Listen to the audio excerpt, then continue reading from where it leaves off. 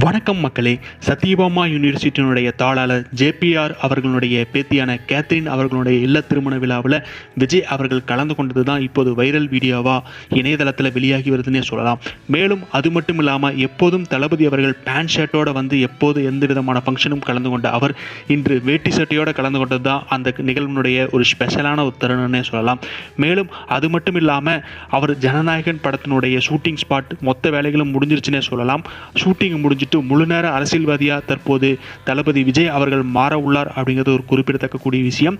மேலும் தன்னுடைய முதல் மாநாடு விக்கிரவாண்டியில் நடத்தி வெற்றிகரமாக நடத்தி முடித்தார். இரண்டாவது மாநாடு மதுரை அப்படிங்கிறது வந்து அபிஷியலாக இன்னும் இன்ஃபர்மேஷன் வரலைனாலும் தீயா பரவுது அப்படிங்கிறது குறிப்பிடத்தக்கக்கூடிய விஷயம்.